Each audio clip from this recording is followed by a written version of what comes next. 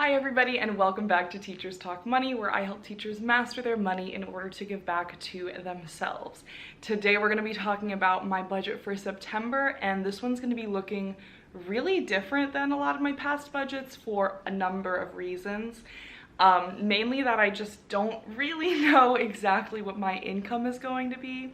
So every year starting the school year, I never know exactly what it's going to be because I get a slight raise from the step system. And this year, in addition to that, obviously I don't know what my deductions from my paycheck are going to look like, but because I'm changing my investment strategy to focus on my 457B and having that money taken out of my paycheck, I don't know exactly what the final number is going to look like with the raise and different deductions and this money taken out for my 457B.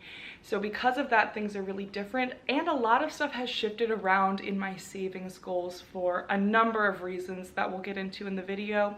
But just so you know, this one's going to be very different, and it is also very much subject to change. This is extremely common for teachers, and I think it's really important to understand that it's better to put out an estimation and a plan rather than just not plan anything because you're not exactly sure what it's going to look like. You can always change your budget, and you should, and I do so many times a month, even in a month that isn't so unexpected as this one. So I'll throw you over my shoulder. We'll take a look at the spreadsheet version of my budget, and you can get this version or the pen and paper version, which is a little bit cuter, on teacherstalkmoney.com/budget, which is a link I'll put down in the description. So let's get into it.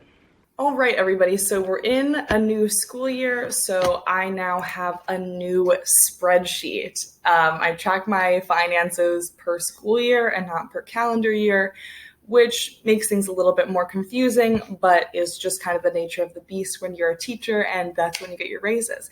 So here we are in a new spreadsheet, which is just a copy of my old one. And here is what I'm estimating my income to be. So I think it's going to be around $1,250 for each paycheck. I have no idea if that's even close. I think that's what it's going to be around based off of what I can tell. But again, it's subject to change, and that's okay. You just kind of have to learn to be comfortable with that because you're never going to know all of the exact numbers, period. So I think it will be about $2,500 for the month. And my savings are looking really crazy. So because it's going to be $2,500 for the month, I have a lot less money to work with month to month in terms of my savings and also just my variable expenses. So I decided to save for a couple things that I wouldn't normally. So first, we've got the normal stuff. Gifts, I'm keeping at $60. That seems to be a really good amount, and that fund is really getting beefed up right now, which is exciting. I'm really excited for the holiday season and for certain birthdays of friends and everything like that. So I've got $60 a month going into my gift fund. My travel fund is $170 a month, which is just kind of slightly higher than what I was averaging last year. And that's because I have to put a lot of money into other savings, so I wasn't able to increase that much this year. That being said, I have done a lot of small trips this year, and I've been able to completely cover them with what's in my travel fund. So I'm not overly concerned about it. I still have $100 a month going into Teachers Talk Money, and I am going to be saving for summer, which is going to be the biggest thing, and that's at $320 a month. And I got that based on the fact that I'm changing my investment strategy, as many of you know, which means that I'm not planning on investing or doing a lot of the same savings goals over the summer. And this is so I can save less during the year because, like I said, I have less money to actually work with that I take home because so much of it is going to be going right into my 457 directly out of my paycheck. So with the money that's already in my summer fund and this saved over 10 months, I should be able to cover myself for July and August once again, if that is what I choose to do. I also have a new line here, which is for grad school, which truthfully, I should have been saving this money much longer than I have been. But it's $77 a month because that is how much it costs me a year to take my grad school classes. Um, each course is about $382 now, which is actually higher than it originally was when I started the program, just by about $30 a course. So I'm saving $77 over the 10 months that I'm working. The reason I didn't save for this before is because I had enough money in the month to cash flow it if I took some money from other savings goals. And that's what I always did because it just wasn't that big of a deal to me. But now that I am taking home less money, I have to be really intentional about how I save for things, even if it's just $300 here and there kind of thing. So I'm saving for that, which again, I should have been doing before, but now it's actually kind of dire that I do it so that when that comes up, I don't have to totally slash another savings category.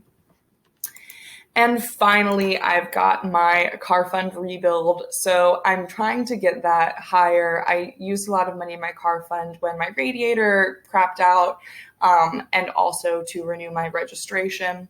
So I want to get that back to the $5,000 that it was before. And I think I'd like to even increase it more just to have a little bit more wiggle room for car repairs and tickets, which are expected expenses for me. Those aren't really emergencies. So that should be something that I have actually saved for in that specific fund. So total for my savings is about $793, which is less than I usually have because usually I'm taking that take-home money and putting it into my Roth IRA, but that is not my strategy this year. I'll be focusing on my 457 and then putting my stipends, tax refunds, and third paychecks towards my Roth IRA, which you can hear all about in my changing investment strategy video. All right, next up, we've got my fixed costs. So got to pay rent, $900 for my half. Car and renter's insurance went down from a couple months ago, which is exciting. So I pay $82 instead of $86. It's the little things. My phone bill's the same. My subscriptions are going down. I decided to cancel Audible because I am doing my best to not purchase things from Amazon any longer. So I canceled Audible. I will be canceling my Prime membership before it renews in February, and I'll be purchasing less and less from them as much as possible. And finally, we've got Hattie stuff, which I finally got a really clear view of exactly what it costs per month to pay for all of Hattie's food and her many, many medications. And that is $70 a month for my half of paying for Hattie. So total, having an old dog that has a lot of medical needs would be about $140 a month, just for anybody interested in adopting. And also we have our sinking fund for Hattie. So if any emergencies come up, she's got a fund that we can pull from for vet fees or anything like that. So total for my fixed costs is about $1,107. And then we come to my variable costs, which are pretty much the same. I decreased my other fund a little bit because I just don't need that much money to spend in my other fund. I have been taking advantage of that this summer, mostly to buy things like plants because I've been super into that lately. But it's really not that necessary. And I kind of need to start cutting back on some of these online shopping habits that are pretty bad for me, which I think I'll make a video about soon. So groceries, I have staying at 200, going out, I have staying at 200. I've been going way under those. So hopefully that will mean that I can throw that extra money towards another savings goal. But I'm keeping them there just to give myself a little bit of wiggle room. Gas, I'm keeping at $30 because I'm still going to be working remotely in September and for the next couple months. So $30 has been enough, if not more than enough, every month of quarantine. So I'm keeping it there for now, which is great. I'm really looking forward. I just love that I can use that money for things other than getting me to work. And then, like I said, others at 170. I think it was at like 180, 190 for most of the summer. So it's a little bit decreased, but I still think it will be more than enough. So in total, I have $600 that are allocated for my variable expenses And you can see that this is a zero-based budget because the total of what I have planned to spend is the same as the total of what I expect my income to be. Now, my biggest concern is that my estimation will be lower than what I expected, and then I'll have to kind of figure out what funds I'm kind of cutting from. Since my car fund rebuild is sort of a looser number and it's not something that I'm going to need immediately like these other things, I'll probably take from there. Maybe my travel fund, since I had more than enough this year, that kind of thing. So if I have to kind of decrease something, I will. And I'm sort of expecting to for September because, again, I don't know what the amounts are going to be. And then my first paycheck isn't really going to even be a full paycheck because it won't be a full 2 weeks work. So again, it's all up in the air, but it's still best for me and my peace of mind. And I would think for everyone to at least have a really good idea of their plan and then just tweak it as they need to.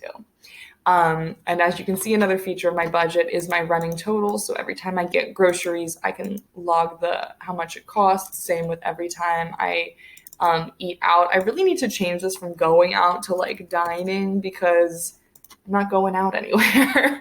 I can track every time I get gas and anything else that I spend on in my other category. And I've also got my notes section. So I love my budget template.